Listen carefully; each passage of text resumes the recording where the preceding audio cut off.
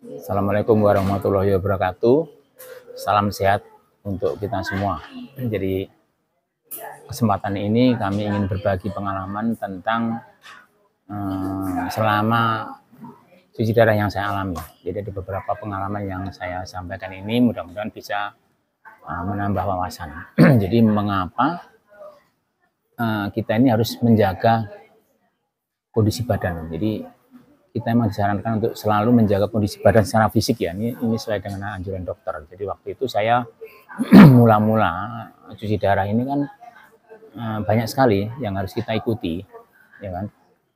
Jadi pertama kan kita itu cuci darah itu dulu nggak langsung di sini. Kita pertama harus waktu itu saya di sini ya. Ada yang di sini, ada yang di sini atau di sini itu nanti tergantung dokter yang menentukan. Jadi di sini tuh namanya double lumen. Jadi double lumen itu sebenarnya kan alat semacam kayak selang lah ditaruh di sini. Waktu operasi itu nggak terasa juga, nggak terasa apa-apa. Jadi double lumen ini tujuannya supaya nanti kalau untuk aliran darah ya lewatnya ini gitu. Nah ini double lumen ini selesai digunakan itu ya ditutup sama perawat, nanti dirapikan, ditutup pakai plester. Plester yang khusus seperti ini, yang bukan yang ini enggak, jadi yang khusus gitu, sehingga ini harus dijaga ya. Jadi tidak boleh kena air ya kan, kemudian tidak boleh digosok, digaruk, kena benturan itu nggak boleh sama sekali gitu. Jadi nah double ini juga sifatnya sementara. Jadi setelah kira-kira bisa digunakan harus segera operasi, namanya simino yang di sini kalau nggak salah. Simino ini kan bahasa medisnya saya nggak begitu hafal ya, jadi agak panjang, jadi taunya simino. Jadi operasi ini juga nggak susah, nggak sakit ya, sebentar saja, ini operasi ringan, sehingga setelah nanti dioperasi itu kira-kira sebulan setengah ya, itu baru bisa digunakan seperti ini. Setelah dipakai nanti yang sini dilepas. Nah ini juga harus dijaga gitu. Kalau saya ini kan di sini ada yang di sini, ada yang di sini, ada yang di sini, ini tergantung dokter yang menentukan. Ini juga harus dijaga. Jadi pertama kita disarankan dokter agar melakukan gerakan rutin. Kalau di sini ini saya harus begini, itu harus continue tiap hari, malam, pagi, siang, sore, sebisanya harus gini terus. Itu supaya pembuluh darah kita itu membesar dan tidak ada hambatan, kurang lebih seperti itulah gunanya. Ada yang suruh begini gitu kan, ini tergantung dokter yang arahkan seperti apa. Itu yang harus rutin dilakukan. Kemudian ini juga nggak boleh digosok, nggak boleh diurut gitu kan, kena tekanan, kena benturan nggak boleh. Misalnya kita mau tidur ini ketindihan nggak boleh. Ini harus benar-benar dijaga ya, nggak boleh kena apa-apa ini gitu loh. Misalnya tapi kalau sudah misalnya sudah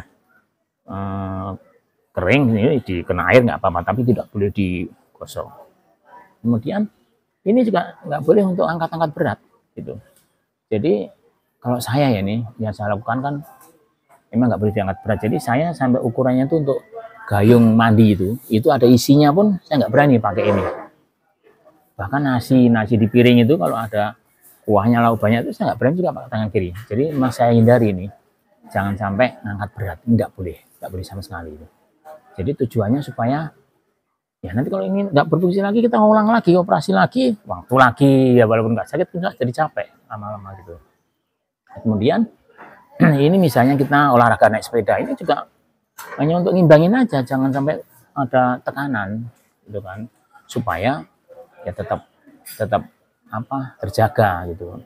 Kemudian misalnya mau naik tangga, pegangan itu juga jangan pakai ini terlalu kuat juga gitu. Jadi harus benar-benar dijaga yang simino ini. Kemudian misalnya ini kita lagi cuci darah seperti ini juga ya sambil gini boleh, nggak apa-apa, nggak ada masalah. Jadi ini supaya terjaga. Jadi secara fisik ini juga dijaga. Jadi kadang-kadang wah ribet amat ini, enggak, biasa aja, sampai nggak usah terlalu tegang, biasa-biasa gitu. Kemudian menjaga keseimbangan badan gitu. Misalnya kita bangun bangun juga hati-hati gitu. Misalnya saya ini kan bangun gitu ya, misalnya gini, bangun ini jangan sampai ini buat itu kan jangan, atau gini nindi ini jangan juga, ini bahaya. Atau dari sini sebenarnya kan ada aturannya bangun tidur, tapi karena kita keterbatasan anggota tubuh yang harus dijaga ya bangun pelan-pelan aja pakai ini, gini kan, gini lah.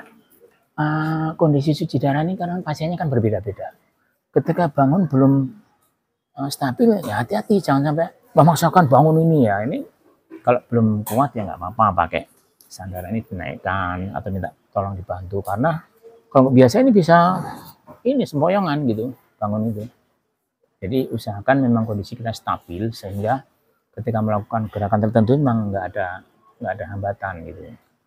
Ya, misalnya kita juga mau turun, ini jangan untuk ditekan, untuk nekan jangan. Ya pakainya yang ini, turun ke sana, sebelah sana gitu kan.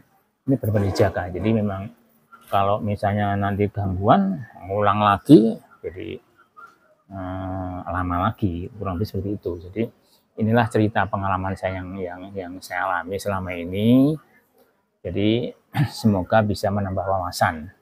Karena ini juga penting ketika kita tidak jaga, ya ini bisa gangguan kita ngulang lagi dari awal. Terima kasih telah menonton video kami. Assalamualaikum warahmatullahi wabarakatuh. Jalani hidup ini layaknya minum kopi.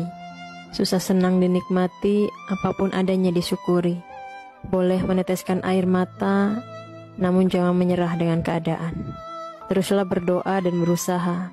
Perbaiki kehidupanmu, ubah nasibmu, perkara takdir, biarlah Allah yang mengatur.